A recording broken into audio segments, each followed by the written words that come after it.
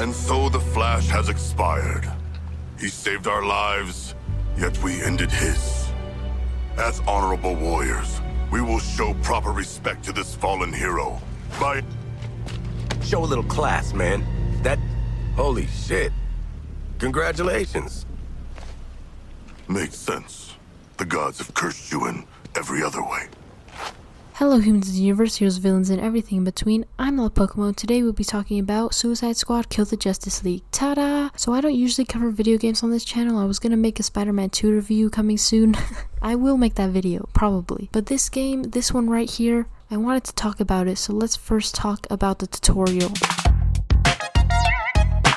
At the beginning of the game, it's not very seamless and it feels like it's a tutorial not really integrated very well into the story, but that's just one thing, and there are 10 pins, so why don't we move on to the gameplay. So in this game you have 4 main characters: Harley Quinn, Deadshot, Captain Boomerang, and King Shark. No, not that idiot, I mean actual King Shark. So these guys have different playing styles and different traversal. Since I didn't know as much about the combat yet, I picked Captain Boomerang because of his traversal. Also, one problem is that you need to level everyone up individually. Your XP doesn't go to all of them, but as far as my gameplay, there isn't too much of a reason to worry about that, since the gear isn't locked behind levels, and when you finish a certain boss battle, and as a boosted character, their levels start to even out. So it really isn't that big of a problem as far as my gameplay, but still something to note. But they all play with 2 guns, 2 special moves, and 1 melee type attack, but they are a little different in their weaponry. Boomerang has a shotgun and a long range gun. Deadshot has an SMG and a sniper. Harley seems to have 1 fast speeding small gun and 1 slow speeding revolver type weapon, or handgun, and King Shark has a minigun and a mid-range gun. Their melee also works differently. Harley has a bat which hits a few targets if they're close together. Boomerang has a fast speeding boomerang hit. Deadshot has a close range guns and kicks, and King Shark has 2 battle machetes or sickles. And they all have different traversals. Like I mentioned earlier, King Shark jumps really high. Harley can grapple like Arkham Batman and swing with this bot, but no glide.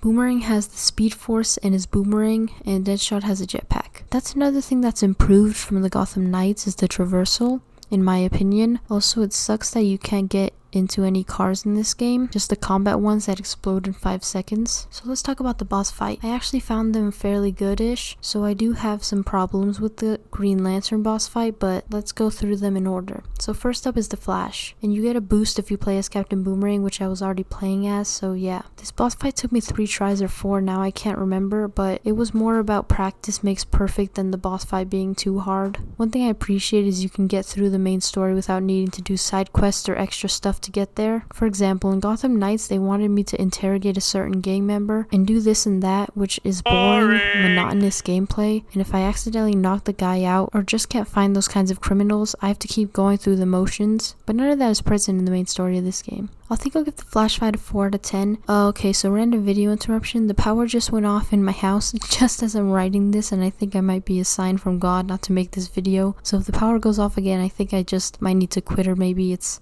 Casper. So back to the Flash. The boss fight starts with him running around and zapping you. So this fight follows a lot of other fights in this game, where in order to attack them you need to counter and lower their bar down here before we can attack them. So I said a 4 out of 10, but I think the boss fight in this battle are better than the ones in Spider-Man 2. So I'll give it a 7 out of 10. I know people might not agree with that, but I think it's I don't know if I just don't know how to play Spider-Man 2, because I was just kind of swinging around and using my 4 special moves whenever they re-healed. So I definitely wasn't playing that game right. Anyways, I'll give it a 7 out of 10, but I won't be so generous with Green Lantern, and this might be my fault. But in the first and a half stage, I kept running out of ammo, and that's definitely my fault, as I guess I wasn't following the dropped ammo of the construct breaks. So in this fight, we break Green Lantern's constructs, but he sends out these mines, which are not a problem, but when you shoot them, they don't reduce his bar by that much, so the best thing to do is just avoid them and hit his sniper and planes. The second stage is the slowest one. You need to shoot these missile launchers, and it's a bit of a slow burn to wear him out. But stage 3 is the best. There's a clear goal and enough construct to distort and wear him down, that you don't feel like you're in an infinite loop and like you'll never get a hit on him, unlike in stage 2 where it was a slow burn. So I think I died twice. I was playing as Deadshot because he got the boost from the battle. I'll talk about this more in the story story segment of this game, but this battle was okay and I think I'll give it a 6 out of 10. But now we get to what's in my opinion the best boss battle of this whole game, the Batman boss battle, in my opinion. So in this battle, Batman is a fear toxin induced thing and he fights us, but what I like about this battle is that you remember patterns, learn what you need to do, and follow through, because it's not set in a big arena where you can go all around. You're set where you are to fight him. He also has the same counter attack to get an opening thing, but it's not the only way to get attacks in. It just makes your attack stronger so you're not reliant on it. So there are 4 main things that Batman will throw at you in this battle. The first one is his laser eyes, and the second one is these purple bomb things, which is what killed me my first attempt, but what you need to do is shoot them before they land. The third thing are these red swooshes that you need to jump over, and the last are a bunch of bombs that you need to avoid the radius of. Also, his counterattack that you do needs to land in a certain part of his chest in order to open his face up and get more damage in. I did this boss battle as Harley because you guessed it, she's the one who had an experience boost. This did not dictate all the missions, just the big boss fights, but back to Batman. I think this fight is a 9 out of 10, almost perfect, but I think if the red swooshes he threw changed a little earlier into more swooshes or at different heights, then maybe I would give it a higher rating, and if it was just a bit more difficult, because I beat it on my second try, but I think it was very well executed in my opinion. I love pattern based boss fights. So the next boss fight is a bird. No wait, that's not right. It's a plane. No. I mean, it's Superman. So our little Boy Scout goes into the fold and his boss fight is a little annoying. So think the Flash, tornado but in fart clouds, and think Green Lantern's missile strike but a giant bomb and easier to avoid. But also he throws crap at you and he has laser eyes and he hides behind stuff so I can't counter him. So this one's not too bad. It took me 2 deaths, so I guess third time really is the charm. And also a lot of running around trying to find Superman. I had the same problem with the Flash, but the Flash's arena was more open than Superman's, so it was a little annoying when he would hide around things. Also, I was so close to getting this first try, but then I died. So his first phase is actually you just shooting him when he appears and knocking him into the real boss fight, and in this battle he says dead body on ice or something, and he does his ice breath and makes a bunch of ice shard things, and you need to avoid them because they do some damage and later they explode. He will also try to hit you with planes and rocks, and he will try to laser eye you, and then he'll send a fart cloud that's either high or low, and you have to adjust accordingly. And this is when he sends out a giant explosion and the ice things blow too. So this fight was the same counter function where you have to hit them at the right time to lower their defense and actually deal damage. And he doesn't actually change what he does in between stages, so I think this is a 5 out of 10 for me. But I do think that the boss fights in this game scale really well to your skill, I think.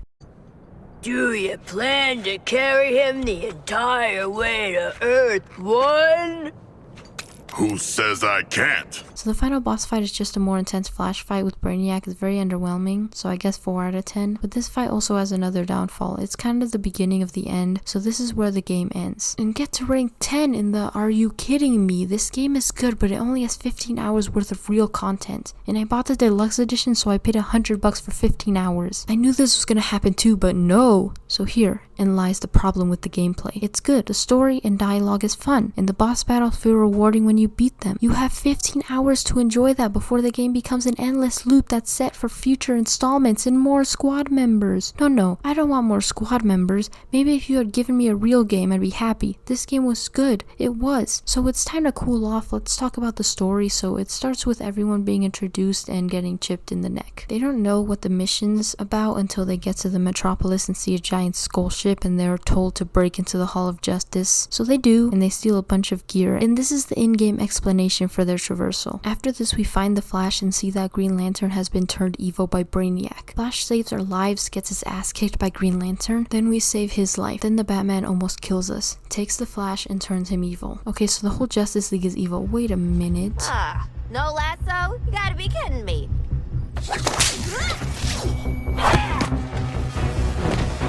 I got her.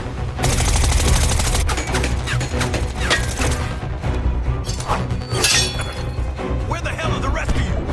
Waiting to strike.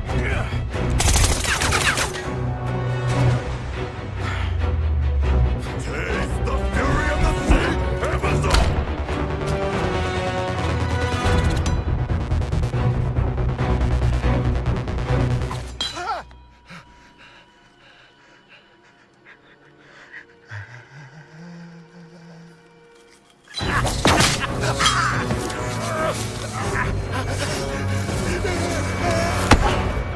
Explain yourself. I mask my insecurities with drink and bad behavior. Oh. What have you done with Flash? Batman got him. Please don't kill me, evil Wonder Woman. Look, here's his thumb. It just came off, I swear. Step on me next.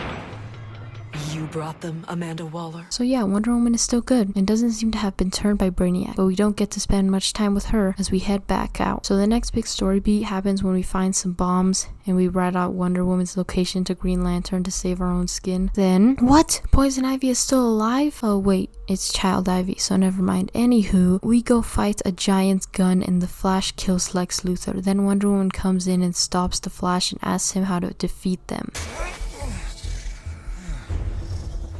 Wonder Woman? Did Green Lantern ever catch up with you? You know what? Looks like he did. Flash, how do I stop this?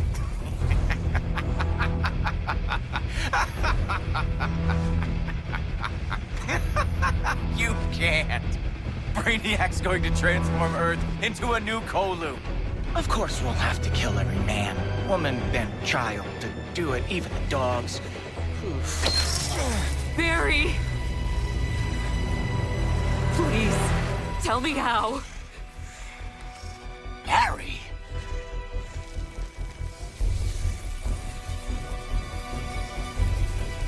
You have to kill us, Diana. We have to die to save the world. Barry.